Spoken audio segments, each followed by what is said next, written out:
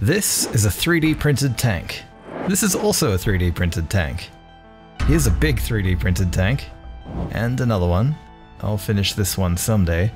And finally, this is an enormous 3D printed tank. So all of these were printed using a small resin 3D printer, well, mostly. With big models comes big challenges. This is not a good time. And while this one was supposed to be the easiest, yes, this one, really, it was anything but. And I've been feeling so inspired by this whole shit show, I decided to completely change the original concept for this video. So settle in, get cozy, because today we're going to slowly go insane printing the largest tank in miniature wargaming, and it's going to be an absolute nightmare. This is the Ark Super Heavy Weapon Platform by Factory, a giant modular tank from an up-and-coming creator in the printable miniatures space. And it comes chopped up into parts that will fit most printers, it's hollowed where it can be, and pre-supported well. But it wasn't always that way, and for me, if I'm being honest, printing this tank was kind of a nightmare, both through faults of my own, Damn, that sucks. and faults with the files. Oh, fuck's sake. And then it happened again. What the fuck, man? Urgh, piece of shit.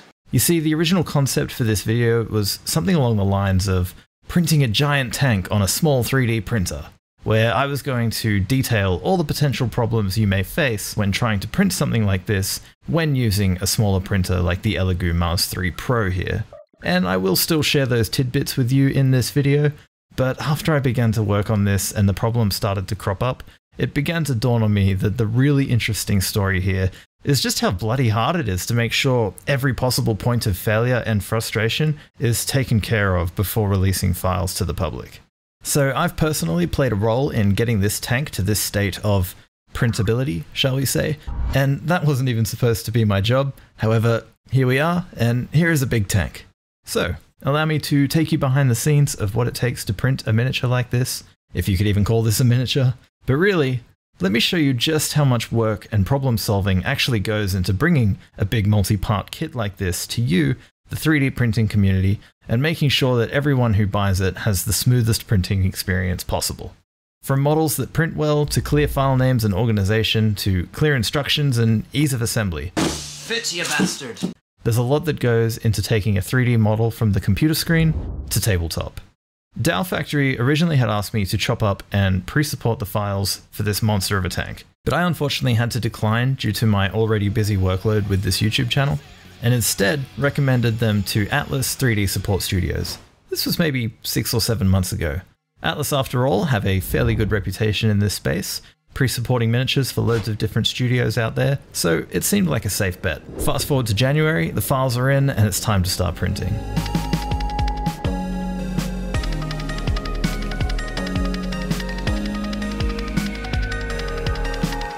The first big challenge you're going to run into with a big printing project like this is an administrative one. There's a lot of files to print. Some of them you may need to mirror and print twice. Others may need multiples printed as well without the mirroring. Many are singular, and of course you have to choose what options you would like as well, so there's likely to be a load of files you don't even need to print at all. Thankfully, Factory did a great job in this department, breaking everything down into a nice folder hierarchy where all the parts are in manageable and logical chunks. I did experience a little confusion from some of the file names for parts that needed to be printed multiple times or were multiple choice. Like here, there's more than one type of exhaust file, but how many of each do I need? Do they need mirroring? What about these pins? How many? This sort of thing creates unnecessary friction, so I asked them to clarify these file names by just appending the required amount right onto the name. They even went ahead and made some extra guides to clearly explain which parts need multiples printed. Nice. I also suggested they go ahead and include the mirrored variant already for parts that need them, and spare the rest of us this extra step. How many times have you printed a multi-part model only to realize there was a part in there that was supposed to be mirrored and printed twice? Happens all the time. So with those little pain points ironed out, and all my plates prepared and sliced, I was able to begin running off prints back to back. Things were looking pretty good at first. I was noticing a tiny bit of warping here and there and some disconnected tips, but I wasn't too concerned. There's always going to be some challenge for resin machines to reproduce large structural pieces like these without a little warping, but then I noticed a really badly warped print. and another, and another. And so I had to stop and take a closer look at these files to see what was going on. 0.26mm tips everywhere, and really tall, unbraced supports. So what does this mean? Well, basically, these supports have almost no chance at all at holding on every time a freshly printed layer is peeled away from the FEP, given that the cross-section of some of these parts is huge. And if you don't brace a tall support like this, then it's just hanging down like a floppy noodle, and its chances of positioning itself exactly where it was the previous layer go way down. Using tiny supports like these, you ordinarily would only reserve them for small parts or details, and so it was just shocking to me that such small tips were used here, given the bulk of these models are huge structural objects with a lot of straight lines where strong support is paramount to a good result. Bigger support tips are absolutely required here, 0.5mm at least. That's typically what I would use for large parts like these, so I was pretty livid about this, to be honest. I had recommended Atlas for this job, and what they had delivered simply was not good enough. They did get one thing right though, which is support density. That is to say, the number of supports present. Because to ensure the successful printing of parts like these, the two main things you want is A, support density, and B, support strength. The files should never have left Atlas's studio in this state. I mean, can you imagine if I didn't catch this, how much wasted resin that would result in if you add up all the people who try and print this tank? If you put a file out into the world that doesn't print, that failed print and wasted material is multiplied by as many times as people trying to print it. And this is why it's so important for professional pre-support studios to double check their work. Test print and catch the issues before it ever gets delivered to the client. Maybe these files just happened to land on the desk of someone new at Atlas who lacked experience supporting large models like this, or maybe one of the print testers forgot to deliver the feedback, or the pre-supporters didn't incorporate the feedback. Actually, have a look at this. These are photos taken by Atlas clearly showing the same crappy results I was getting. Loads of disconnected tips that just couldn't hold on. Look at how badly bent out of shape this part is. How the hell did these files not get fixed before being marked as complete and delivered to Dow Factory? I don't like complaining about Atlas here, but I feel obligated to because this strikes at the heart of one of this channel's primary goals. And that is to improve the quality of pre-supported files across the board so that everyone can have an easier time with 3D printing tabletop miniatures. And hopefully, this little PSA will give them a nudge to maybe tighten up their operation. After all, they are responsible for the files for a lot of big studios in our hobby. This is a lot of studios actually. Can you imagine the insane volume moving through Atlas every month? This is no easy mountain these guys have to repeatedly climb here. So I can see how stuff like this would slip through, but honestly, they should be building systems to ensure that only good quality work leaves their studio. If it were me running Atlas, I'd give my test printers the final say on whether files get approved for delivery or not. They should be throwing up huge flags in the company when they see disconnected tips and warping like this, as well as some other problems, which we'll come back to later. A single test print prior to release can literally prevent thousands of failed prints around the world, so a little bit of QC goes a long way here. What's that saying? An ounce of prevention is worth a pound of cure? Okay, so Atlas went back and updated all the supports on these files to be 0.65mm each. Fine. This is a huge improvement and will ensure these parts have the best possible chance. It's maybe a little higher than I would have gone, and you'll likely want to use hot water to soften these connections when removing them. Where's the money, Lebowski? You want that money, Lebowski? Bunny says you're good for it. Where's the fucking money, shithead? It's down there somewhere. Let me take another look. But at least that's taken care of, and I can get back on track with printing this tank. Ow. That is a first. That's really bad, because that's obviously toxic resin now getting into my bloodstream. Jesus Christ. How not to do 3D printing with once in a six side. I'm gonna just finish. In for a penny, in for a cancer treatment. Annoyingly, this means taking inventory of what I've already printed, what needs reprinting, and what's left over to print, and creating a whole bunch of new plates in Lychee to slice and load onto the USB. Kill me now, please. You know what the most annoying problem you're likely to face when printing large parts like these, especially if you're using a small printer? Running out of resin. I had so many of these failures, despite going to extreme lengths to prevent them. Simply because on this printer, with these parts, the prints had to be topped up with resin multiple times.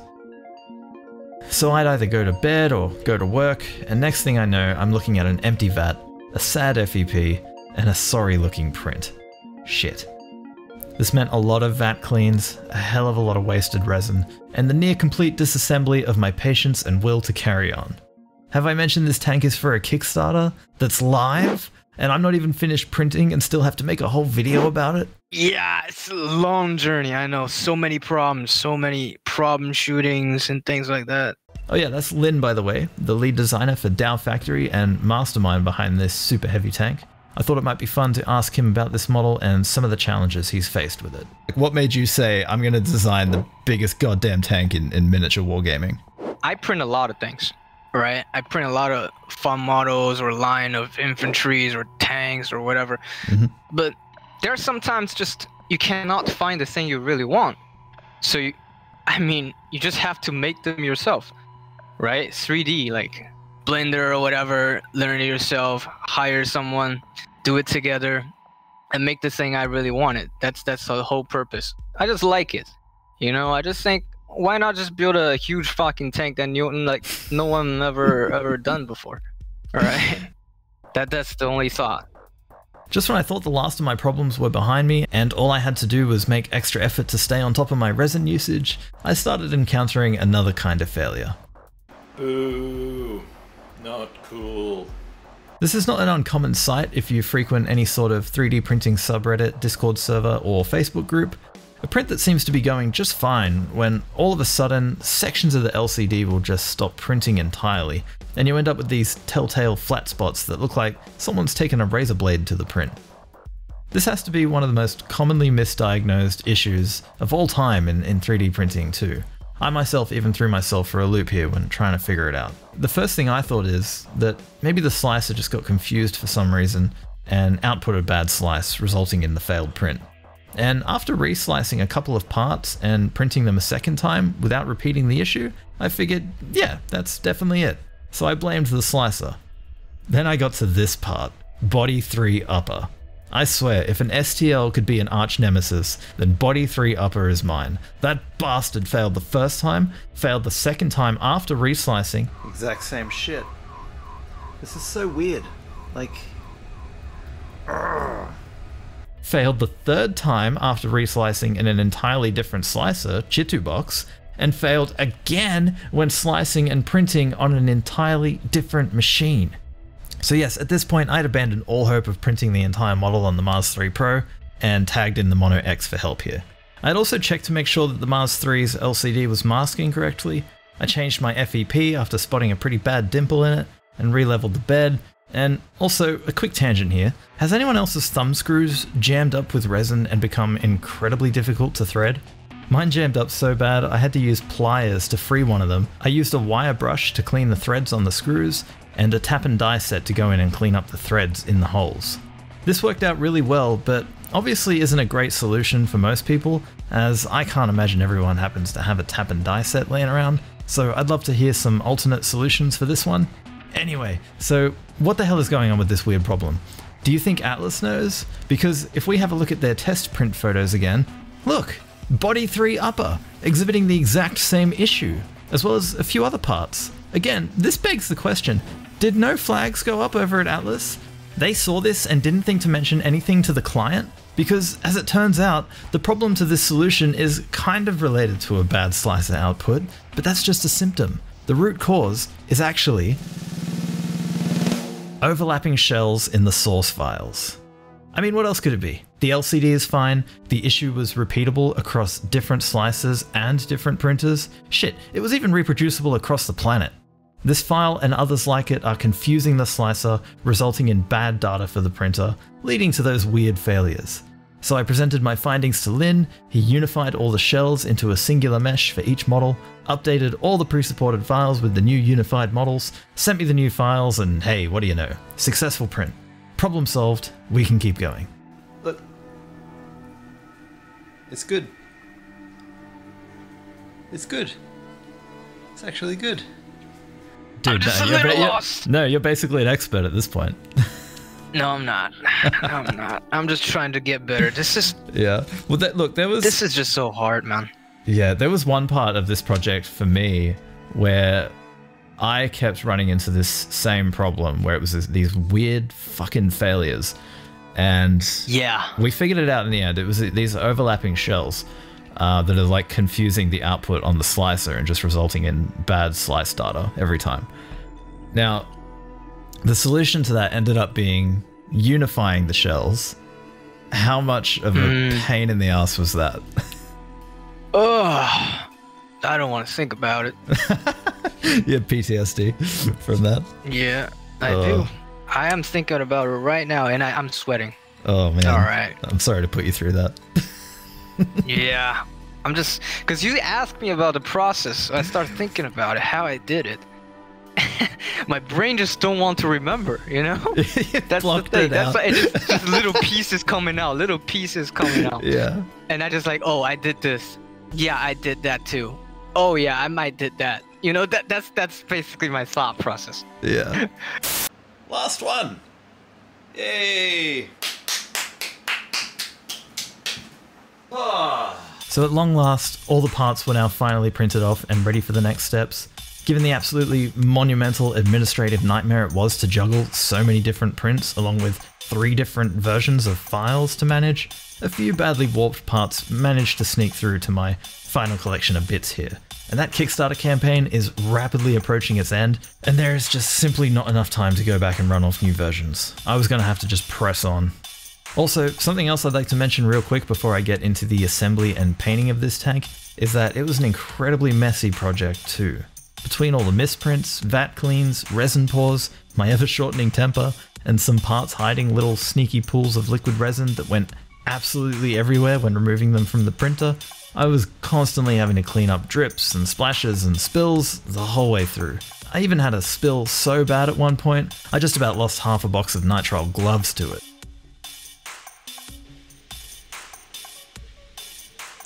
This is not a good time. So I realize this all doesn't necessarily paint a pretty picture for resin 3D printing, but I'd like to highlight here that with all the issues fixed, if you were to go and print this tank now, you will have a far better time than I did, as you can actually take your time and enjoy this process. Just be sure to keep your vat topped up, and watch out for those little pools of trapped resin when you're taking the parts out of the printer. Take your time, don't stress, enjoy the process. And remember, this is not your typical resin printing project. This is an incredibly oversized, atypical model. As a final sanity check before giving Factory the all clear on the printing for the project, I decided to give the files one more look over to see if I'd missed anything. And sure enough, a bunch of the STL files with baked-in supports read as having errors. Now, as I've come to learn, this is a divisive topic in the community. Some people don't give a shit, whereas I've literally seen Lychee Slicer break perfectly good files with its auto repair tool when trying to fix these errors. So for me, seeing these is never a good sign, and it holds me back from giving S-tier ratings on the mini rater scale when reviewing creators who don't fix these errors in their files. Interestingly enough, I can see why these errors are so common now after looking at Atlas's partner page on their website. Atlas doesn't fix them, so until they start making this a part of their process, none of these creators unfortunately can be S-tier in my books. Anyway, so I told Factory to fix those, and they did. The trick is to just load them into Microsoft's 3D Builder and run that auto repair tool. It does a phenomenal job. It takes time, sure, but it means you don't have hundreds or even thousands of people seeing red in their slicer when they go to print minis, and potentially breaking them with Lychee's sketchy auto repair algorithm. Love you, Lychee. What would you say has been the most challenging or difficult part of this whole process? Yeah, it's definitely making this thing printable. You know, everything about making this thing printable, it's just tough. Okay, so I have to design from like how each part fits together. You know, that's just because this thing, it's first of all, it's so large. I can't just make cuts and make like, I don't know, random cuts. The cuts have to be lined up and they have to be like separated. All the parts have to be like easy to fit. Mm-hmm. I mean, it turns out a little bit hard to fit, but that's what my thought is. You see, this is the first time designing it, so lessons learned. But making this, like slicing it up, making the cuts, making the joints, and you know, hollow the whole thing, it's just the toughest part.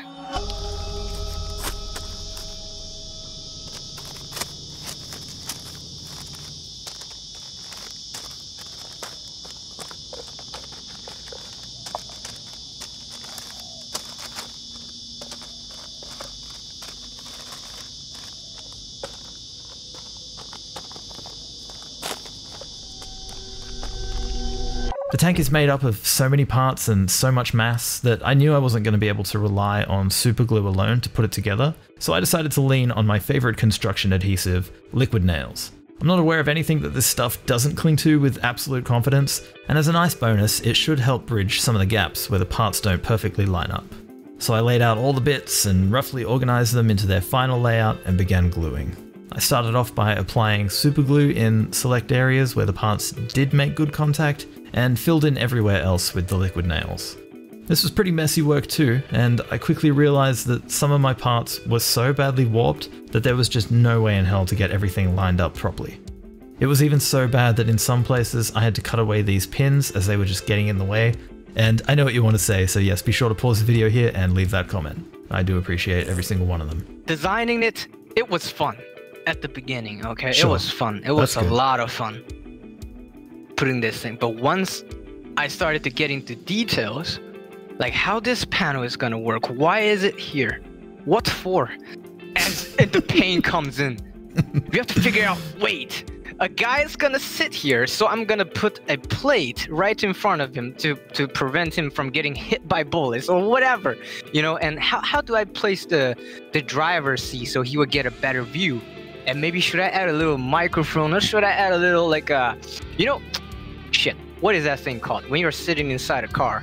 Hose on the wall, like pipe or whatever. I don't know. I just forgot the word. But anyways, yeah, like, just I know what you mean. You know? Yeah, the like vents, like to let in the outside air. Yes, vents. Like I was thinking, where should I place these to make the guy feel better? You know, to make the guy sit inside, like feel colder when it's too hot. Should I add a AC in there? Something like that.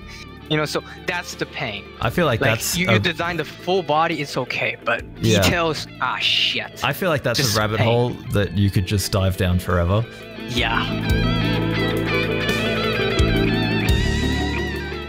Once I had the main body and the tracks assembled, I left them overnight to dry, and I'm not gonna lie, when I saw these parts the next day, I was pretty disheartened. Looking at this, I thought there's no way this tank looks good at all when it's done, and I just wanted to give up. But I pressed on, got the tracks glued onto the body after cutting and chiseling away at these grooves that they're supposed to slot into, because of course nothing lined up. I had to resort to using clamps in the end to get everything to hold together. The big downside of liquid nails here is easily the drying time. I'm already 2 days into assembly at this point and wouldn't be able to complete it until at least another. I also installed the turret, sponsons, headlights, exhaust, and whatever else was left over. The next day I went over the most glaring gaps with Milliput and tried to smooth the seams with alcohol. I then for some reason thought using this drywall gyprock gap filler paste stuff over the seams would be a good idea too, so got that everywhere. I actually really like how this ended up looking in the end.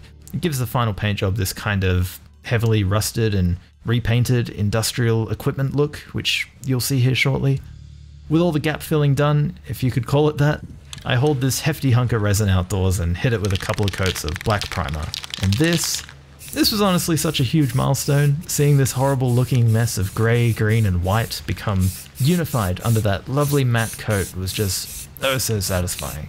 I then spent some time just thinking about how I wanted to tackle painting this thing, and in the end what I decided to do is mask off anything I wanted to be metallic and paint the rest with the airbrush. So I got out some masking tape, scissors and a hobby knife and got to masking.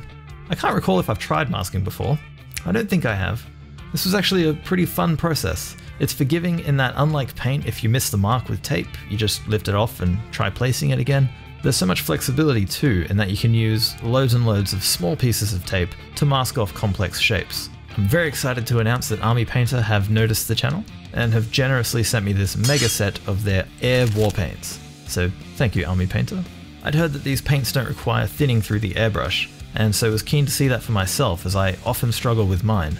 And for this tank, I decided that the war plan for the war paint would be to work my way up through all the shades of grey included in the set and see if that would hold true for me, and maybe even look pretty cool too. And I'm very happy to say that these paints did in fact not jam up on me once, and I had a great time blasting them all across the surfaces of this tank. However, when I got to the lightest grey, I couldn't help but feel like the tank needed colour, and I wanted to keep airbrushing, so I decided to grab an Army Painter speed paint, in this case Sand Golem, and hit the tank with that. Now at first I did kind of regret this. It turned out more of a yellowy orange than I hoped, and then this happened. No! No! So naturally the only course of action now is to lean in even harder and absolutely saturate the tank with Sand Golem to try and hide that spill. And you know what? I don't hate this. It's kind of brown, but I think it works. Then came probably the most satisfying step of the whole process, removing the masking tape. Then all I did afterwards to make sure these parts actually look metallic was to give them a quick dry brush with gunmetal. An oil wash all over this thing would probably look pretty cool too, but for now, this will do. There's so much detail in these treads and this tank in general that I feel like this works pretty well. And finally, for the very last step, I did a few edge highlights here and there using Imp Yellow from the air set, and the tank was done.